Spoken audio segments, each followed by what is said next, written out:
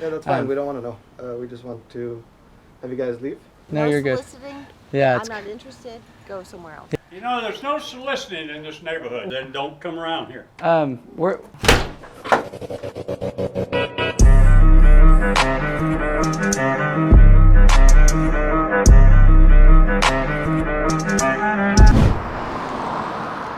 All right, I'm here with Billy Sharp at Skymark in, what is this, Mount Dora, Florida. And it's been so cool. Last year I came out with the D2D tour and we did an on-site here. And how big were you guys then a year ago? About half the size. So we were trending, you know, in terms of revenue, we're tracking double. In terms of staff, we're about double. Doubled in size in the last 12 months, and they're like, hey, we want to double down. And they're nowhere near where they want to be. Just to see these guys go double the company and hit in the double-digit numbers in the millions, and add solar, add pest control, add different verticals. It's been really cool to come back and see how their staff has grown, see how their, vehicle, their brand has changed, their mission has been more aligned and focused. It's really, really cool to watch Billy and their team develop and come in like I have and just say, cool, checking in, how are we doing? And then it's like, cool, in 6 months or a year, let's do it again. And keeping tabs on companies to say, little alignment check, little readjustment here can go a long way. First off, if you don't have a series of closes throughout your presentation, this close won't work. Does that make sense? So most people think of a close as like pushing this dude off cliff. I get to the numbers and I'm like, yay, should we do it? And then it's like a yes, right? Where I need to look at closing much more like a funnel throughout the whole sale that looks like this. These are micro yeses that are leading me to a seamless transition where at the end they're like, so when do we tell you if we're going to do it? It's like, oh no, you already signed loan docs. You've given me your credit card information. It's like, oh, we're done? Yeah, the site survey's scheduled. Like they're coming on Tuesday. Like, okay. Like that's when you know you closed. Does that make sense? Like they didn't even feel the close because it was just another thing. Does that make sense? That's how I want all of my closes to be. My favorite is just, we never said yes. I guess we're doing this. That's my favorite thing a customer should say. So what I've done is I've put like a script together throughout my solar presentation that helps me, one, objection stake. So what I'm doing is I know that I've got to build this fence. I'm right here shoveling ahead of the customer walking. So the customer is walking at a certain pace. And this customer's pace is based on, how fast I want to move them through this sale. I've got to be just ahead of them, putting in a fence so that they don't bring up objection and get out of the corral. Does that make sense? So throughout my presentation, I know, and this is just sales 101, I know that they're going to say, I don't like the looks, right? I know they're going to say, technology might change, and I might want to wait. I know that they're going to want 3 bids. I know that they're going to, what other things? Talk to the spouse. Think about it. So I know these things. So if I'm just already setting up like walls so that they can't be like, oh, I want to talk to wife now. Does that make sense? I then corral this thing and make this sale happen so much more flawlessly to where it feels just like, yeah, we got to do it. Like, why would we not do this? So I'm going to teach kind of a couple frames on how that works, okay? And it starts actually at the very beginning of your sale, which is the pre-frame, okay? Which is the first part of closing, is the very beginning of your sale. I sit down, I build rapport, so I'm like, all right, we're gonna have some small talk at the beginning, and blah, blah, blah, and then I go into a pre-frame line or 2 lines. It's very short, it's very simple, but what it's doing is it's setting the intention and it's setting the stage. This is what the intent is. And this step is skipped so often. Like people, as a consumer, think you're just there to gab and give information and there to make a decision when they want to. If I take that away and set my intention, now they have to let their brain and their internal clock starts ticking. Does that make sense? And I want their internal clock to start ticking at the beginning of my sale, not at the end of my sale. Does that make sense? If the urgency starts ticking here, they're going to feel like a big rush of emotion and be like, I can't buy right now. I just like, whoa, buying? Like I was just thinking we were listening. Does that make sense? But I set the internal clock here. So I have two pre-frames that I use in this sale, and you could use this in roofs too, but the number one that I love is called the Devil's Advocate pre-frame.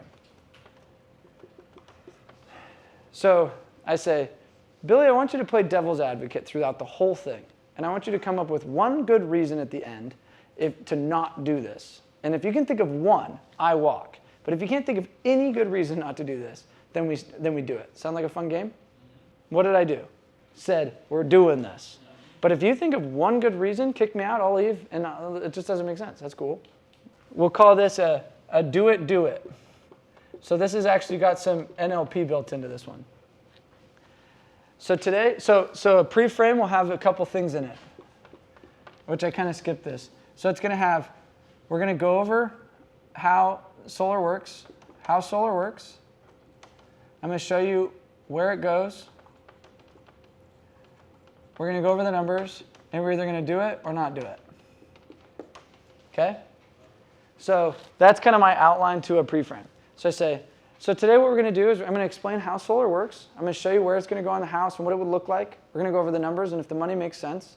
And we're either going to do it or not do it today. Does that sound fair? Do you see the embedded command?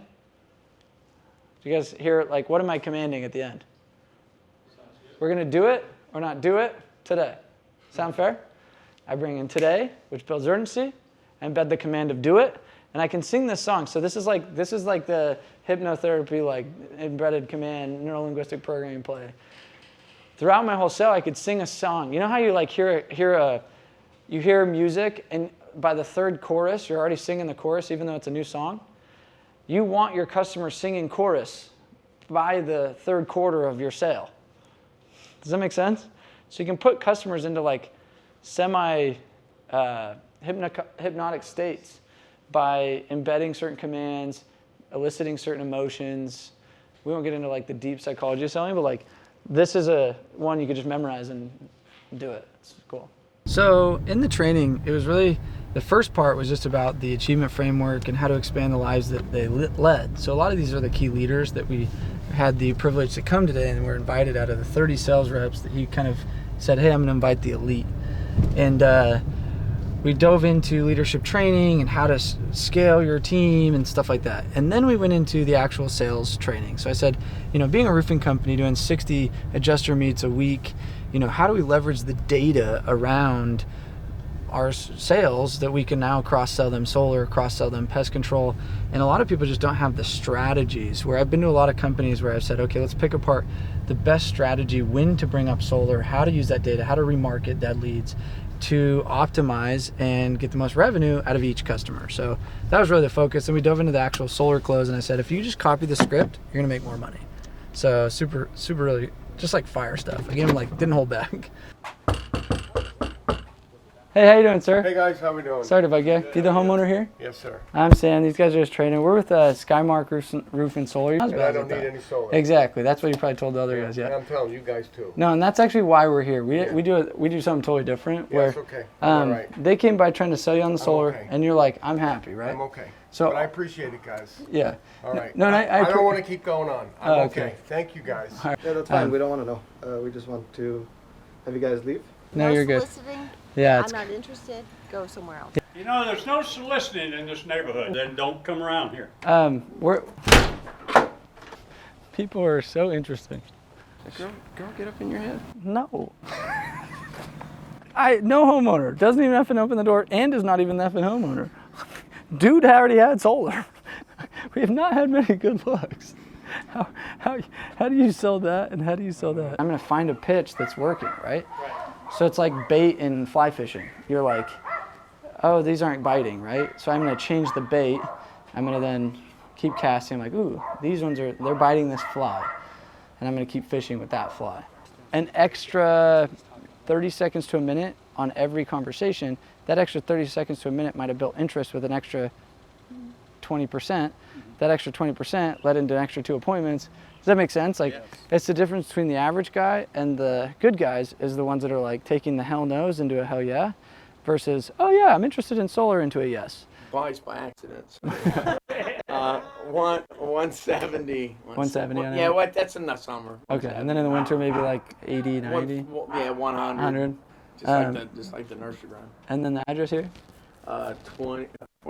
So the best time to get a set? Right after a set. So we just got done. Do you know Jeff next door? Yeah. Okay. So he just printed this out for us, and yours probably looks similar.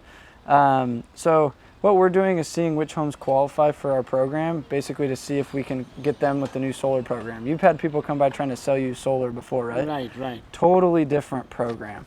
And that's why Jeff really liked what we were doing.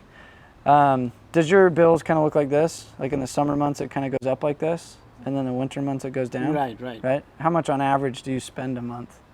About 220. 220. So you're more than he is. And then that way I can come after like 8:30 or whatever, and we can have your numbers all drawn up. My associates, and then they'll walk you through the numbers and everything like that. That work? Okay. Okay. Thank you, Todd. Thank you. See you, Mr. Mappel. See ya. So, like I said, always the best time to get a set, right after a set. So we just went and knocked, and it started out real rough. And it's good though that people see me get my face kicked in. You know, it went from just not interested, door slam, to gatekeeper, to, you know, wouldn't open the freaking window, to, you know, and just to see them have, like, me just kind of get frustrated is probably like, it humanizes me. And I think a lot of times people don't see that face getting kicked in enough. And then it wasn't until the very last street, the final 2 doors I knocked, that I got appointments, and they're good appointments with power bills. And, you know, but it was showing them how I was able to stay in the pocket and handle the rejection is kind of more important than if it just would have gone perfect. You know what I mean? And so humanizing and showing resilience is part of the actual experience. And, you know, you could tell these guys left so excited, fired up for the future, and I'm excited to see where these guys go. What a day. You know, we started out doing training with the leadership, and then we went into sales training, and then we went out and knocked, and I felt like it was an overall success. Like, to watch their eyes light up watching this thing in actual action, and talking through their visions and how to integrate their company vision with their personal visions, and really, like, not just talking technical and how to make more money, but how to integrate that into our lives and find all equities of life, whether that's family, business, health, things like that. And, you know, I get more inspired about just changing people's lives than necessarily just changing their business. And another super successful visit out here in Florida. Super excited for the next one. So if you guys got some value out of this, hit subscribe, and we'd love to see you guys check out some of our other videos.